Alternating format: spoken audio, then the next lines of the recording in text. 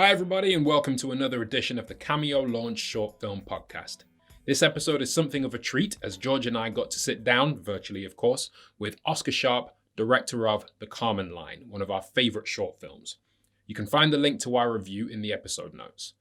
Oscar appeared as part of our new Filmmaker's Choice segment in which we not only discussed The Kármán Line, but his short film pick, the metatextual animated short film, The Eagleman Stag from director Mikey Please.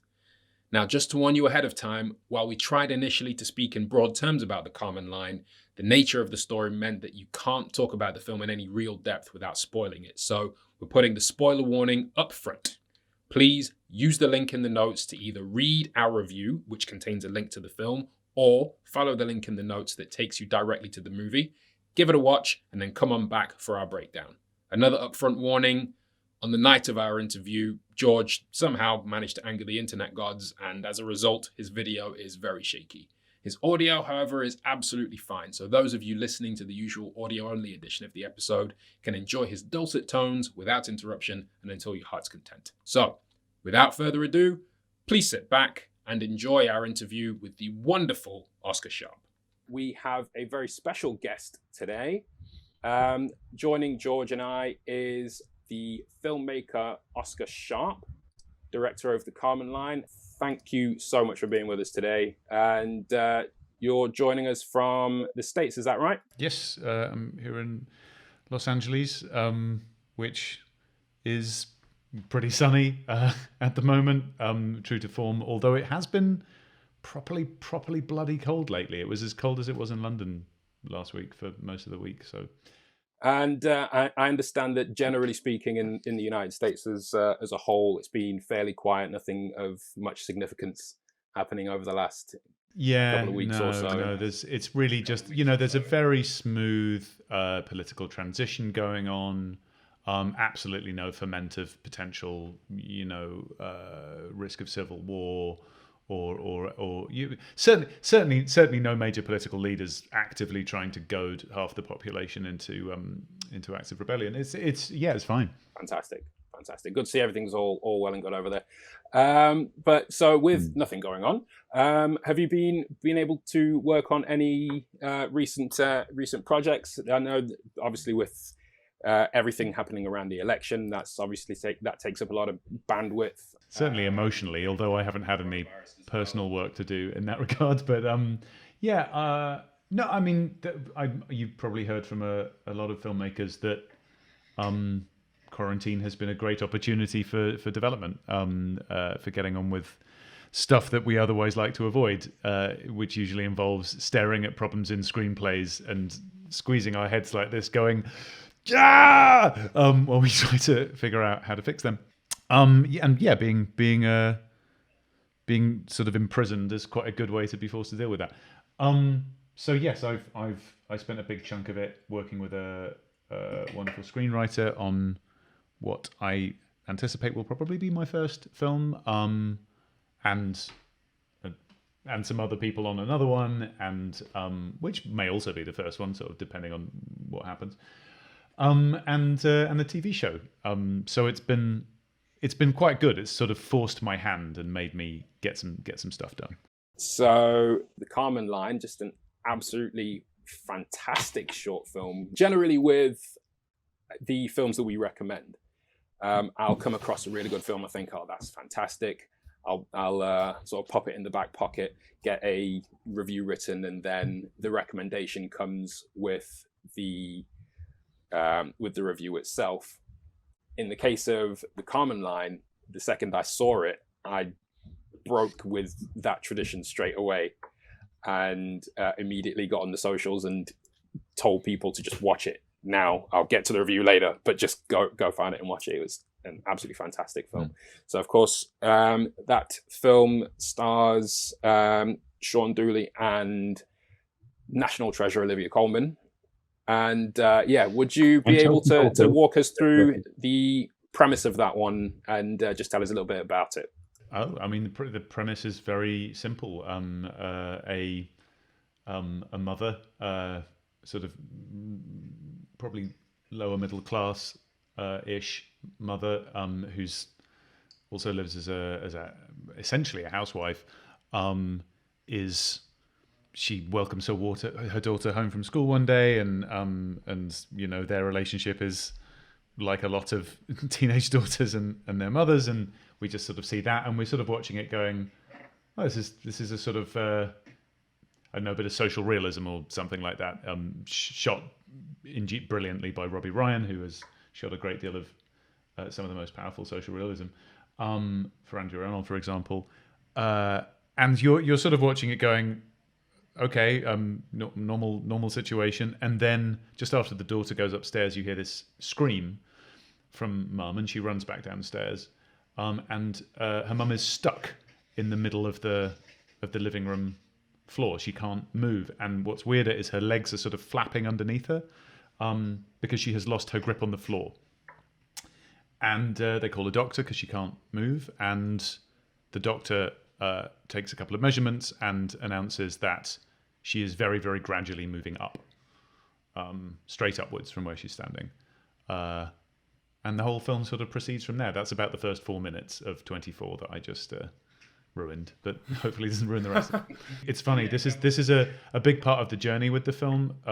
When we first released it, was sort of a lot of intense discussions over, I sort of didn't want there to be a trailer at all, and one was made, and it saddened me, because as much as a very good trailer and it's exciting and you want to see it, a huge amount of the emotional impact of the film for me depends on exactly what I just described, that you think it's one kind of film and it gradually turns into something else. And that's actually, I think, key to its way of working on audience. It will still work if you watch it knowing everything that's going to happen, like, any story that does that. But I truly think it's more effective if you don't. The thing that struck me most about it, though, is how out there the core concept is, the core conceit is, but how so normal everything else is around it. So initially you have the condition first takes hold, and Sarah, I believe the character's name is stuck in the middle of the living room, as he said, and she's starting to lift off the ground. Absolutely no one who sees her comes in and goes, "Why are you in the middle of the what? How are you floating in the air?" You know what I mean? It's just the fact that the paramedics arrive and they're trying to get back down onto the ground, and the people that subsequently then come to see her just kind of address it as something that they've probably seen before, and all of that just kind of plays into the fact that you are watching a real situation and a real family, and all of the whole emotional journey that the three of them go through. It makes it that much more relatable, the fact that you're not dealing with something that is so far removed that even the characters don't really know what it is. Yep. And as a result of that, some of the visual associations that occur that are specific to this floating off the ground and slowly rising condition ultimately end up mirroring things that we do recognize. I just think the way that the abstract works with the familiar, I think, is one of the greatest strengths of the film. There's a few things going on under the hood with that. One of them is really just a feeling that if you think about like the stories that have hung around the longest in the world, and the fact that they've hung around the longest probably implying that they have been reliably useful to us as a species, so we have repeated them and shared them with each other. Most of them are fairy tales and myths and other things where sort of impossible stuff happens. That's something that I always loved as a kid anyway, which is like stories of where magical things go on are useful. But of course, that doesn't necessarily mean they're going to be told in that way, in that sort of familiar, realist way. But realism is a really interesting thing too. Like any sort of academic about these things will tell you, it's sort of a relatively recent invention in a way, or at least as we think of it now. There's a huge upsurge in our understanding of it, weirdly, that tracks with the evolution of cinema. Why? Probably because cinema was this really fascinating thing we discovered, this strange toy where at first we were just filming We were just like, oh, I can make a sort of moving photograph of this play.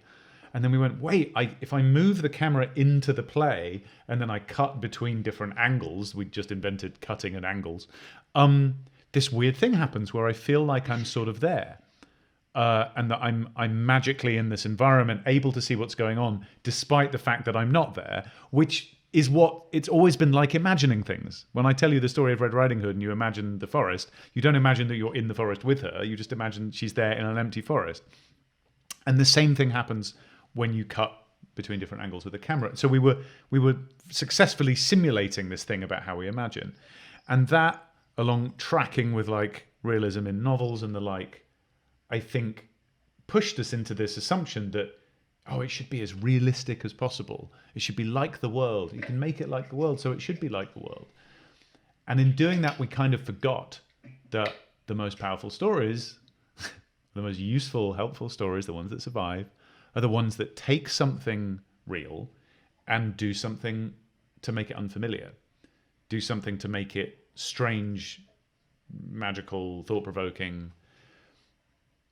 And that it's not surprising to me that those are really useful stories, because it's easier to think about difficult things when they've been reframed as something new, something that you don't already have a bunch of mental rules for thinking about. Long answer. I might have a lot of those today. I'm a bit of a long answer guy. With that, George, do you want to give us some of your thoughts on it as well? Please, yes, I'd love to. Absolutely beautiful film. At the end, I was crying. It did have an emotional reaction with me, and I enjoyed in the credits just having a brief little laugh through the tears. With a special thanks to Victoria for letting us cut a hole in her ceiling. That really sort of rang true to me and made me giggle quite a bit. I don't know why, that really did. It was just a nice moment, but I thoroughly enjoyed it. The characters felt so very familiar. It felt like I was watching my older sister and my mum having the sort of arguments and bickering that they had when I lived with them as well, and that felt very familiar, which was great. Obviously very helpful to have an emotional reaction to it, which I enjoyed. I thought it was beautiful. I think anyone can relate to it, and I think it stays with you for quite a while afterwards. I know I've watched it a few days ago and I'm still thinking about it, so absolutely it's a recommendation from me, as it would be. But I loved it. Yeah. It's as George would say, it's beautifully lensed as well. It is. The cinematography, again, it is very reflective of normality, but if you actually look at each individual image, some of them are strikingly beautiful, particularly towards the end. Were there any specific conversations you had about the kind of tone or the style that you wanted to hit? I mean, let's start with what is it? 80% of directing or something is finding the right collaborators and then letting them do what they're great at. So Robbie Ryan is a goddamn genius. one of the most beautiful eyes I've known in the moving image, I think. And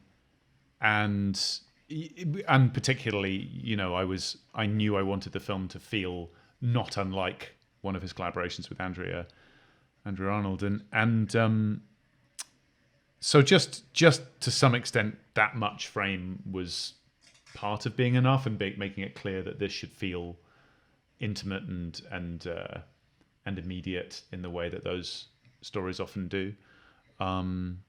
The sort of I used to call it. I said to people right before we started, the genre of this film is social magical realism, or magical social realism, depending on my mood, and taking that British style and using it that way. But yes, along with that, one of my predilections is I love it when there's a stream of images that are doing that work of just pulling you in and not making you kind of look at the screen, but instead just be there with the people. But then from that flow, that river, I like when a salmon of beauty kind of flips up for a moment and glints in the sunlight and drops away, and those frames that hopefully leap out at you do come that way. I think they're sort of okay, this moment I want to cinematize is the word that I often use for this when talking to friends about it. It's to me, to cinematize a thing is to use the tools of cinema, which are image but also absolutely sound, to try to take the feeling of this moment and invoke that feeling as completely as possible. And the more specific the feeling, the more interesting that is to me, because we have a large palette of essentially pre-agreed bits of cinematization to produce some very familiar feelings. So I want to make you feel scared. You know, I've got this sort of toolbox of standard ways to do it. But when there's a feeling that I want to tell a story about, which I feel has been not often expressed to me in cinema, or not expressed in, again, a surprising way, to cinematize to me is to find that image, those sounds that will most completely invoke that very particular feeling. And we should not overlook, talking about collaborators, Seb Barker, the visual effects supervisor and creator of most of those shots, you know, working closely with them, of course, but, you know, in the end, I'm just talking and waving my hands about, and he's creating that actual realization of beauty in some cases, but also what that beauty is trying to do to you. And if it succeeds, that's thanks to his craft. No, I think it's one of those films that kind of epitomizes the degree to which filmmaking is a collaborative effort and a team effort. And I think it's very much a case of everybody being on board with the overall vision. And in as much as, you know, you say, you know, 80% of it is finding the right collaborators, the final 20 of you communicating to those collaborators exactly what it is you're trying to bring about, and everybody being invested in that vision and in that objective. You know, that's a skill that shouldn't really be overlooked. So the talking a lot and waving hands about is important to the process if everyone's going to be making the same film together and be excited to do so. But yeah, they make it. That's the funny thing about directors. Like, everyone goes on about them, gives them awards, but they don't make films. They stand near other people annoying them while they make films and try to do it in a way that's effective.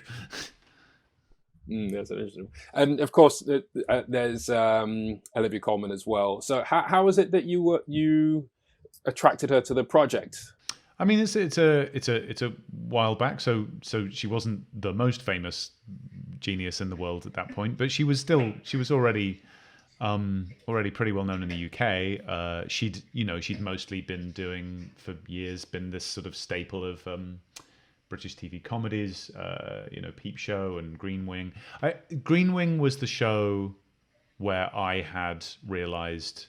I still remember the moment in the show of her. She's playing this like harassed. I think she's an administrator or secretary, and she's rushing off to get her kids or something. And there was this particular moment in Green Wing where I'm like, oh my god, I think that actress is a genius, because it was the pathos and reality of it was so potent in the middle of this very absurd show, which of course also appeals to me, to find the sort of, to take something very silly and then to try to find the real and at best somewhat profound, if you can, to mine profundity from silliness is like a big quest and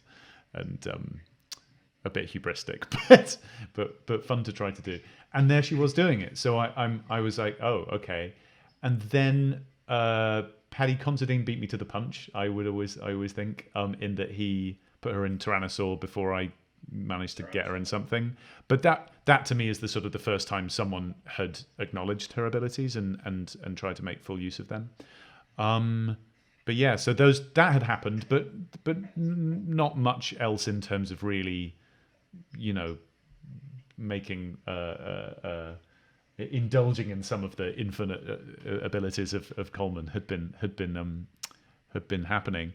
And I wrote her a letter. I wrote her a letter about why, and about my own mum, who the film's dedicated to her because her cancer had inspired the premise.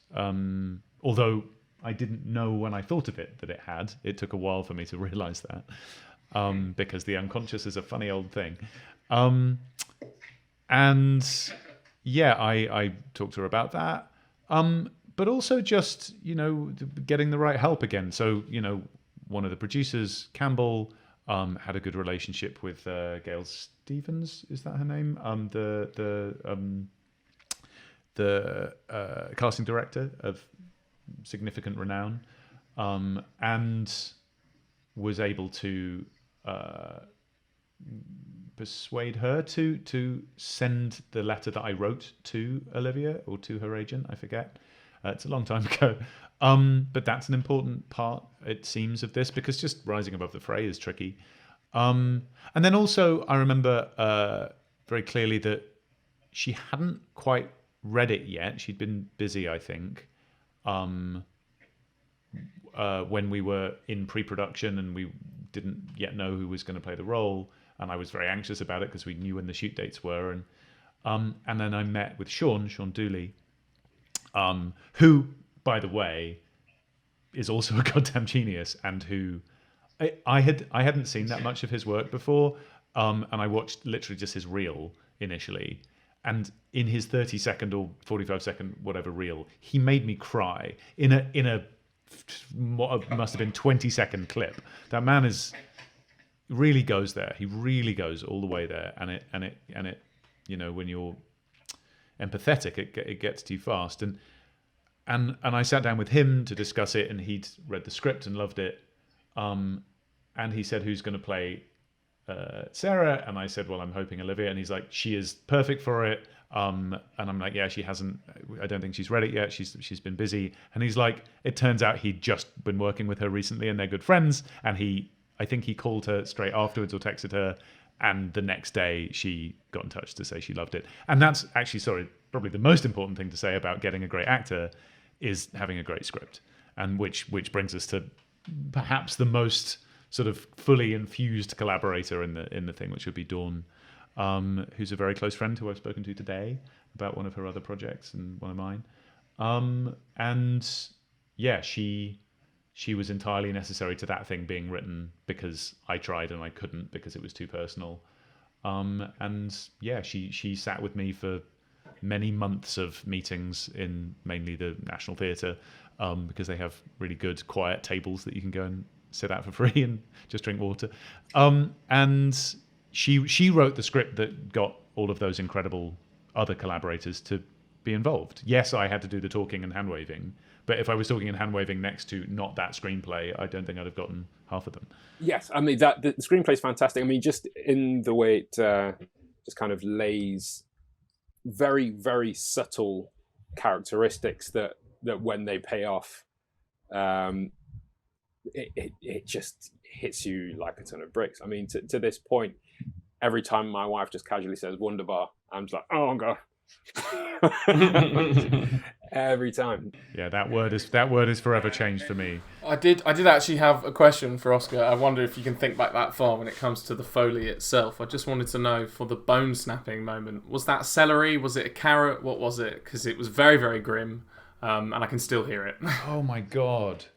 That is a good question, and I have known the answer to that.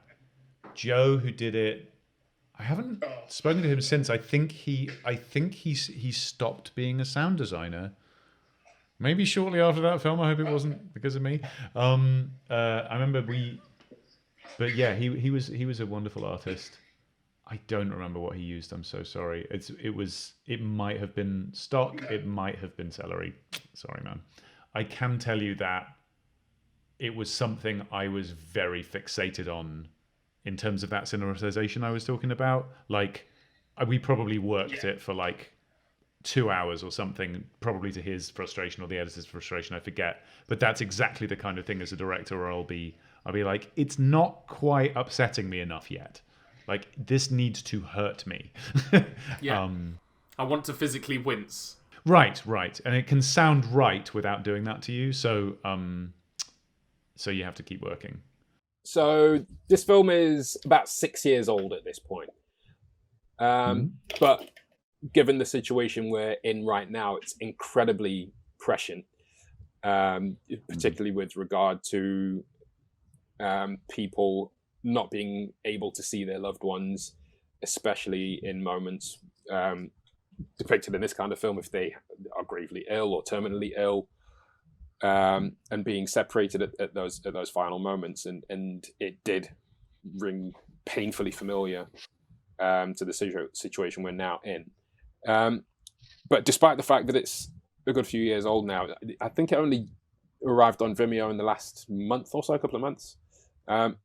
Yes, yeah, no, and I can directly credit like the wonderful Jeff Bowers and his team at Vimeo for, like, I got in touch with him when I realized what you just said, which is that, oh, this is a time when, like, I've received a bunch of messages over the years since putting the film out from people who actively felt it sort of helped them with their grieving process, basically. Just made them just by making them feel less alone, really, just by helping them to know that they're not the only person going through what they're going through, which of course people know that, but to have someone come and share those feelings with you, I think some people have found comforting. And so when I realized, oh God, right, it's more relevant in that way than it has been to those emotions. I mean, I wouldn't say it's prescient. It's not about a pandemic, but it is about what it's like to lose someone who you can't see, and also to be dying in isolation. Essentially, she's completely isolated for the whole second half of the film. And so I thought, oh God, like, if this can help anyone in its weird way that it does, it's my responsibility to try and get it to them.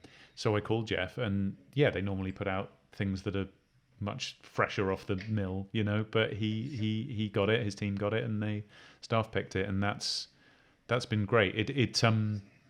I wish I'd had a bit more time to kind of push it while it was getting its first bout of attention, but it got as much in a week as the version that the New York Times put online in the US got in several years, because I think it was understood and appreciated, and of course the staff pick helps. Yeah. But I'm certain there will have been people out there that will have been able to relate to it, and there's a catharsis that gets delivered at the end of this film that makes the film unexpectedly uplifting, given the journey that you've been on throughout the course of the story. So firstly, that feeling in the final scene after she's gone, of course it's in the screenplay that her last act was essentially to help bring them back together when they've been in a schism with each other. She starts to heal their relationship. Also, they're doing all sorts of things in that scene which are essentially in tribute to her, such as Wonderbar. So they connected by their grief. They find there is some hope in that situation. The simple line of direction for that scene for both Chelsea and Dave and Shaun was, "You're not okay, but you're trying," and they ran with that. I think beautifully. But one other thing worth knowing is that the script actually was a bit longer, and there was another character in it who we shot and cut out of the film. Oh, right. I know. It's always like, what? what? This is like, definitely doesn't make sense if you haven't seen it. Carly had a girlfriend.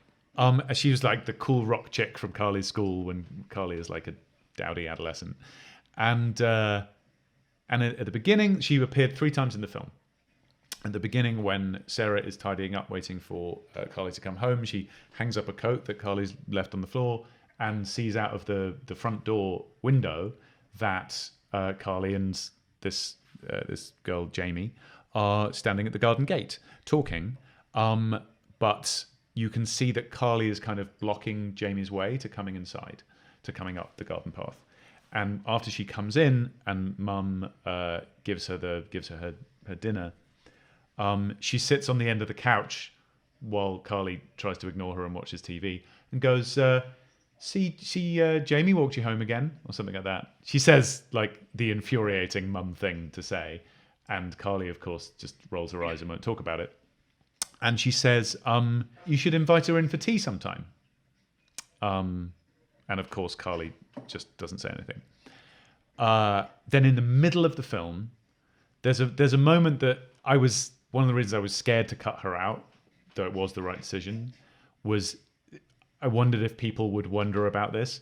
So the scene where Dave comes to Sarah for their anniversary, and they have what will be their last ever intimate encounter, the sex for the last time. That scene, of course, is in Carly's bedroom because that's what's above the hole. Yeah. That's where Sarah is. She's suspended in Carly's bedroom. So where's Carly, right? Answer, she's at Jamie's house. So we had a scene in Jamie's bedroom. It was very short and simple. Jamie's sitting on the bed. Carly is pulling out her sleeping bag and laying out on the floor. And Jamie is like, why did you bring that? Which is the only line that tells us that they're partners. And I forget exactly what the dialogue was, but what we learned was Jamie's asking her how it's going with her mum, if there's anything she can do, and Carly's just going, it's fine. Because, of course, at this point, Carly is in so much pain that if she shares it with anyone, she will fall apart completely. She's still tight, right? Then you get to the end. The scene you have seen plays out. They're having dinner together. And then the doorbell goes. And Carly gets up and goes to the door. And outside is Jamie. And Jamie, in the background, you can see her car stuffed with things and a guitar in the window because she's off to university. And she got in and Carly didn't. Because as you may recall, Carly was doing her mocks when Sarah was sticking out of her. So, and on the kitchen table, when she comes back in the very end, you'll see that she's reading a A-level physics book because she's doing retakes. Yeah. But what happens at the door is Jamie again is like offers her sympathy and is like, if there's anything I can do, I don't know why you haven't been calling me, whatever. And she moves towards her for a hug, and Carly just holds herself and won't let Jamie hug her. And because she's still holding herself together. And Jamie is like, gives a shrug, heads off towards her car. And just before she gets to the garden gate, Carly goes, Jamie, and she stops and turns around. And Jamie's like, yeah. And Carly goes, do you want to come in for tea? In tribute, obviously, to her mum. And Jamie is like, yes, I would. Tears in her eyes, comes in, end of film, rise up into the sky. And it was a bit too much. It was too much. It moves me telling that piece of the story now. But I thought of it eventually. This is a bit unfair, it's a bit sort of snarky, but I call it the American ending, as opposed to what we did, which is the European ending. Which is the European ending is not as kind to you, doesn't give you something as strong to go, it's going to be okay. But instead it leaves you with, we're not okay, but we're trying. Yeah. Yeah. I think that's amazing. That reminded me of a saying that a tutor of mine used to say all the time is kill your darlings. You can spend ages coming up with the most amazing plot point or the most amazing shot or whatever, but if it doesn't serve the film as a whole, it's got to go. Irrespective of how incredible in isolation that thing may be, you ultimately have to make decisions which are in service to the wider story. There is another way of putting it that I like. I forget who I'm quoting, but their way of putting it was, everything you take out makes what's left behind stronger. Yeah, that's good. That's a much nicer way of putting it. No, I love that. It's more hopeful, isn't it? The first one, kill your babies, is this like, ugly... And I see why, because it's like saying, yes, this is going to hurt, right? It's which is good. It's to acknowledge that it's going to hurt, because it does hurt. But also remembering the benefit is helpful. No, that's good. Seeing the positive in it. And believe me, it really hurts when you've shot a bunch of it and the shots are great and the performance is great and you love this person and don't want to cut them out of the movie. It really hurts, but yeah, worth it. Necessary. Worth it in the end. Well, the end result was an absolutely mind-blowingly fantastic film. So check out the link in the episode notes to watch the Kármán Line. You can also find a link to our written review as well, so please do check that out as well. But shall we move on to your pick? Do you want to tell us which film you want to talk about? Oh, this film, The Eagleman Stag by Mikey Please, which, it's the funniest thing. The first film I ever made was about a penis growing in a garden, and the genius who made the penis was a man called Dan Martin, who still does incredible effects stuff today. He one of his films is The Human Centipede 2, and he worked at the time at, is it the RCA or like a branch of the RCA? He was teaching physical effects in a one of the major art schools, and I went to visit him in their workshop, and I'm 90% sure that Mikey was in front of me working on this film, and we had a quick chat, and we're Facebook friends, and then I think I saw it in Aspen, maybe when I went there with Sign Language, which was the short film that won the money that made the Kármán Line, that won Virgin Media Shorts and the Reed Short Contest, and that paid for the Kármán Line. And I was at the Aspen Shorts Festival, and I saw the Eagleman Stag there, and it just, it's like having a torpedo of genius just sort of fired into your soul. It's what, 9 minutes long, and I still think, I just watched it before this, rewatched it again, and I've rewatched it countless times, and it's one of those ones, the cliche of every time I watch it I see something else is definitely true, because it's very, very densely packed with highly thoughtful crafted imagery and music and writing. Particularly there's some very fast montages, which I literally, this time I stopped it on a frame I've never looked at as much, and seen just how much work went into this thing that was on screen for way less than a second, like barely seeable. And this thing has obviously taken hours to craft, because the whole thing is handcrafted from white polystyrene or something like polystyrene. It's all white, black and white, because it's physically black and white, and it makes various jokes about that. But more than that, more than just you see new things in it every time. Yeah, I'll say it's. I can think of very few films of any length that I would consider better than this film, that have had as much effect as reliably. It's about things which I've continued to think about in the many years since, that have developed in me into like whole areas of my thinking about life and the world, that I realized watching it again today. I was like, oh God, like my view about this has really shifted, but it's still a huge part of my worldview. Wow. Which is sort of how we invented time, why we invented time, what time is to our species, sort of what a human being is. It's incredibly deep, while simultaneously being funny and absurd, and having David Cann in it, who's the doctor in the Kármán Line, and Wyatt, one of the reasons I got him for it, being funny and full of pathos at the same time. It's sort of an obscene nightmare of brilliance. And I just went to Mikey's website before this to check what's going on with him, and there's all these tantalizing, like this trailer for a feature he was supposed to be doing, a trailer for a TV show that he was working on, and they're all like, they were working on it, here's the trailer, it's supposed to be out already, and it isn't yet. And I'm like, Jesus Christ, somebody put this man's like larger works in the world. What's going on? But I'm sure one of them will out in the end. Like, you know, for me, it's 6 years since the Kármán Line, and I've made other things and put them in the world. I made the first film written by an artificial intelligence, but they're not like the full flowering of what I want to offer. And yeah, maybe that's arriving soon. Fingers crossed for me.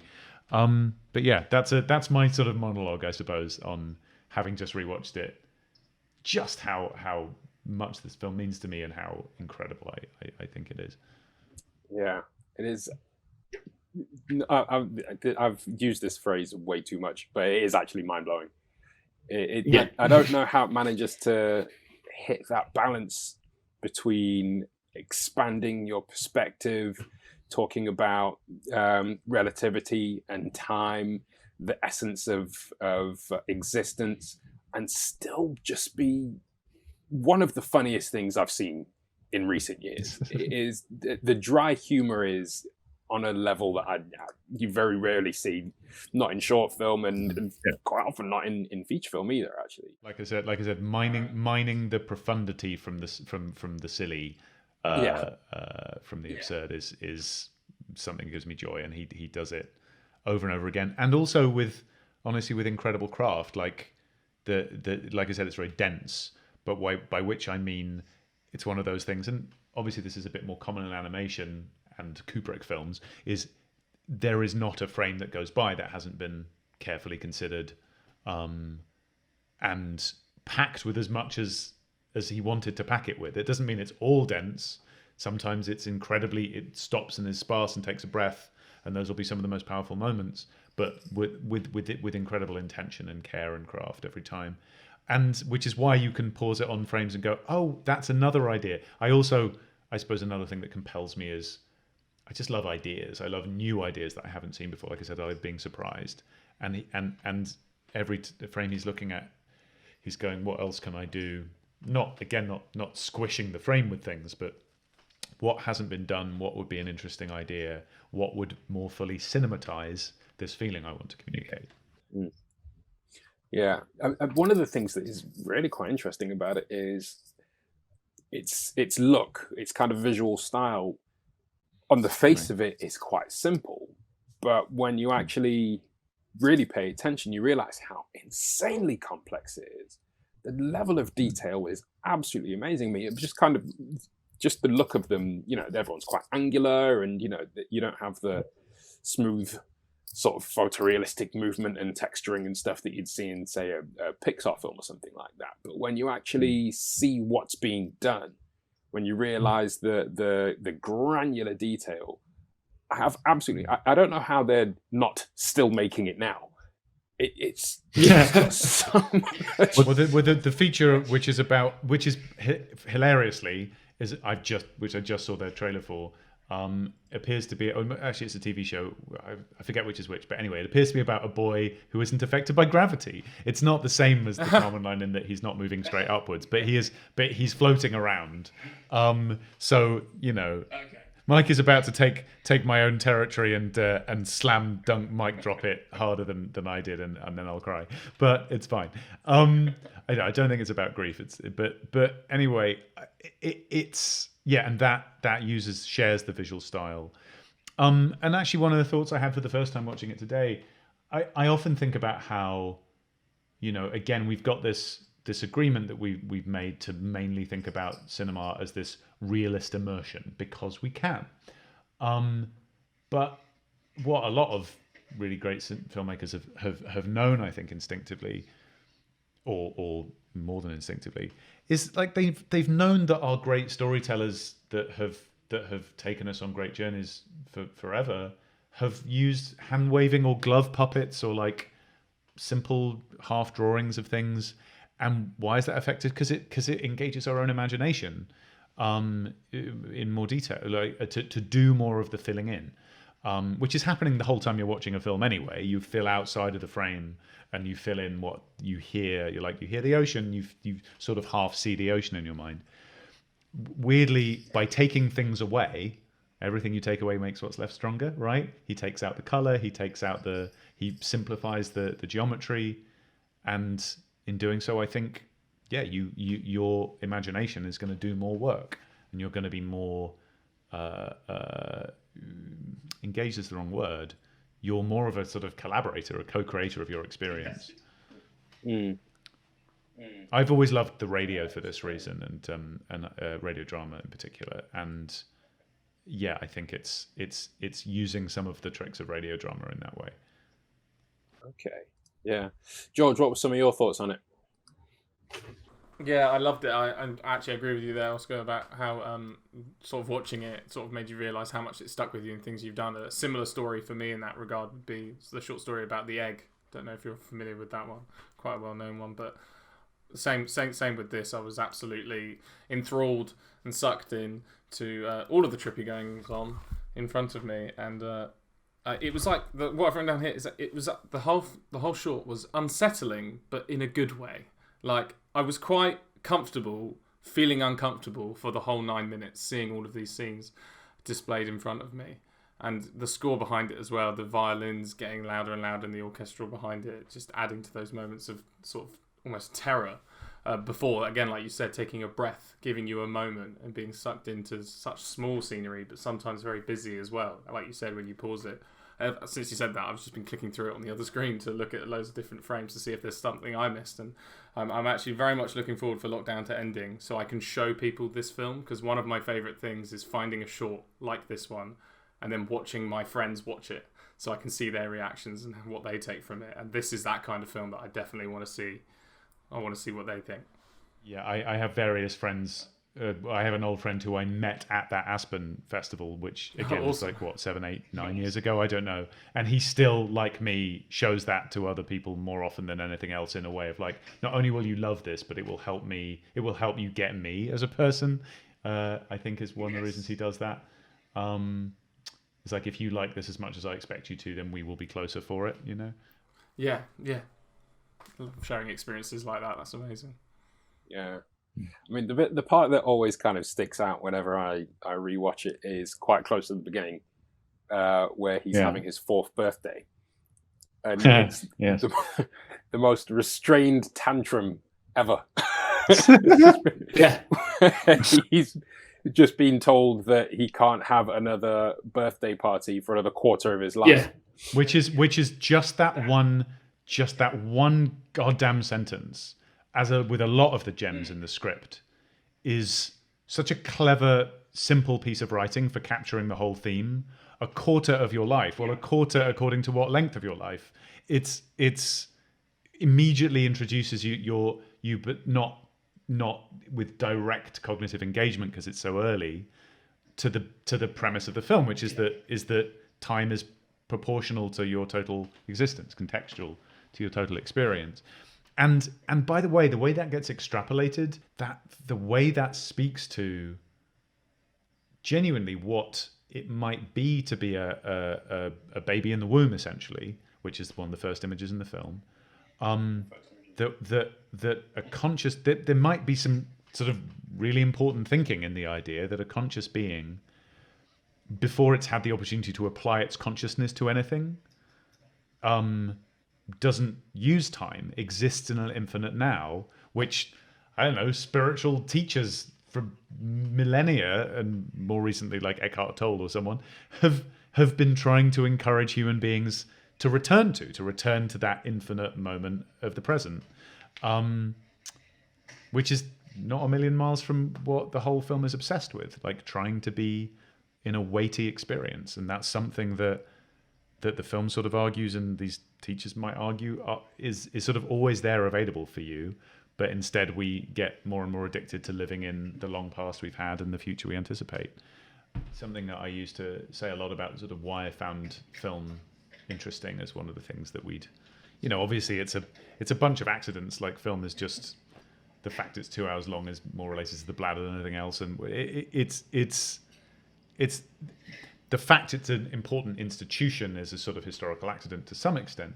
But I did still find it so interesting because I used to argue that it was the laboratory of philosophy, or that fiction in general was the laboratory of philosophy, and the reason for that is that philosophy are most detailed and passionate and thoughtful consideration of what the world is and what the human experience is. Philosophy can only claim and argue things, whereas fiction is able to embody them, and in embodying them, essentially attempts to demonstrate their truthfulness. So you can come up with an idea about like what the world is, and to do with, this film talks about time and immediacy and presence and whatever. But just telling someone those things, or writing a kind of essay about it, they might think, oh yes, and compare it to some of their experiences, but they're not going to get the visceral test of it that fiction, and in particular film, can bring you into. That cinematization moment can say, let's make these ideas into a real experience you're having right now. And if that feels recognizable and truthful to you, then maybe we're onto something. Of course, it's worth remembering that these same tools can breathe truth into things that can be unhelpful and destructive too. But it is a place for us to experiment with them. Yeah, I think that's a great place to start wrapping it up. Actually, I mean, I could actually sit and listen to you talk about this film in particular all day. George, did you have any final thoughts on the film? Hopefully I don't drop off before I try and talk about them. There's not much more that can be said other than the fact that, yeah, it's going to stick with me, like I said, and I want to show people. I want to show people because I want to talk with my people as well in the exact same way. I want to talk with them about it and see what they think about it as well. I just think it's brilliant, like just every single bit of it, even down to the description on IMDb. If you repeat the word fly for long enough, it sounds like you're saying life, which obviously is a key part of the film when he says that. And it wasn't really till afterwards that I kind of realised what that moment was meant to sort of mean and what it was actually meant to portray. And I just love that. I'm definitely going to watch it again. So it's a complete recommendation from me, obviously. So we're going to sign off, and until next time, it's goodbye from George. Goodbye, everyone. Goodbye, fans of short film. And it's goodbye from Oscar. A little bit. Thank you so much, guys, and we'll see you soon. That was Oscar Sharp and our homegrown stable genius, George Mole. We really hope you enjoyed the interview. Our thanks to Oscar Sharp for joining us, and our thanks to both Oscar and Mikey Please for their permission to use clips of their respective films for the video edition of this episode. And thanks also, as always, to George for taking part in the interview. You can watch both films by clicking the links in the episode notes, and if you want to catch more of our attempts to wax lyrical about all things short film, then please subscribe to our podcast by heading to cameolaunch.com/podcast, where you can subscribe on Apple Podcasts, Spotify, iHeart, Deezer, and many more. You can also subscribe on YouTube for our video episodes. The link is in the episode notes, and don't forget to hit the bell to make sure you're notified when new episodes are posted. And if it's written interviews you're after, then head over to cameolaunch.com/reviews, where you can find write-ups of all of our short film recommendations. You can also create a profile for yourself on our site that will allow you to add likes to your favorite reviews and shorts, leave comments, and get notified about new postings. You can also subscribe to our newsletter via our site so you can stay up to date with all of the new goings on, from podcasts to reviews to additions to our online shop. We've just gotten a bunch of new items we know you'll love, including the Jean-Luc Godard collection on Blu-ray, Akira Kurosawa's Ran, beautifully restored in high definition, provocative documentary Room 237, which takes you behind the scenes of Stanley Kubrick's seminal classic The Shining. And if it's seminal classics from Stanley Kubrick you're after, we also have a special edition behind the scenes book chronicling the making of A Clockwork Orange, which also features a DVD of the film itself. Head over to cameolaunch.com/shop to check out all of that plus more.